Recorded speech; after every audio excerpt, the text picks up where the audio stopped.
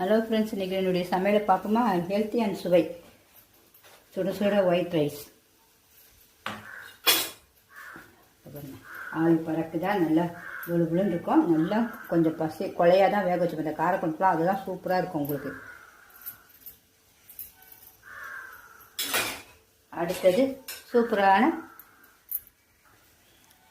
மொச்சக்காய் காரக்குழம்பு. முட்டை போட்டு வச்சுருக்கேன். முருங்கைக்காய், மாங்காய், உருளைக்கிழங்கு, கத்திரிக்காய் எல்லாம் போட்டு எப்படி இருக்குது பாருங்கள். சூப்பராக இருக்கு பாருங்கள். பார்க்கியா அட்டகாசமாக இல்லை?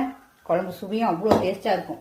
முட்டையும் அந்த வெட்டினதுலாம் அந்த மசாலா அப்படியே ஊறி இருக்கும். சூப்பராக ரொம்ப டேஸ்ட்டாக எல்லாருமே செஞ்சு பாருங்கள். நான் செய்முறை கீழே கொடுக்குற லிங்கில் போய் பாருங்கள். பார்த்து இதுமாரி செய்யுங்க. பிடிச்சிருந்தா கண்டிப்பாக ஒரு லைக் பண்ணுங்கள். அதுமாதிரி எல்லாம் போக நமக்கு லாஸ்ட்டாக என்ன வேணும்னா ஒரு பொரியல் வேணும் கண்டிப்பாக. சுவையான வெண்டைக்காய் பொரியல் பாருங்கள். பிசுப்பே இருக்காது, ரொம்ப சூப்பராக இருக்கும். எண்ணெயும் ரொம்ப இருக்காது. தேங்காய் போட்டு செஞ்சுருக்கேன். சுவையும் பாருங்கள், சும்மா அட்டகாசமாக இருக்கும்.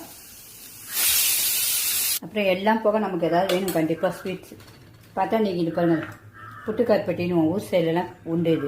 இங்கே இது சுக்கு இஞ்சியெல்லாம் போட்ட மாதிரி நல்லா டேஸ்ட்டாக இருக்கும். சாப்பிடவே சூப்பராக இருக்கும்.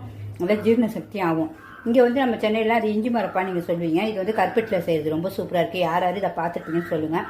ரொம்ப சுவையாக இருக்கும். சாப்பிட்டீங்கன்னா ஊர் சைடு போனீங்கன்னா, திருநெல்வேலி அந்த சைட்லாம் போனீங்கன்னா, தூத்துக்குடி பக்கம்லாம் போனீங்கன்னா வாங்கி சாப்பிடுங்க கண்டிப்பாக. பிடிச்சிருந்தா கண்டிப்பாக லைக் பண்ணுங்கள். சிம்பா நியூஸ் சேனலுக்கு. எல்லாமே ஹெல்த்தியாக இருக்கும், சுவையாகவே இருக்கும். எல்லாருமே இதுமாதிரி நீங்கள் செய்யுங்க டெய்லி. ஓகே ஃப்ரெண்ட்ஸ், பாய்.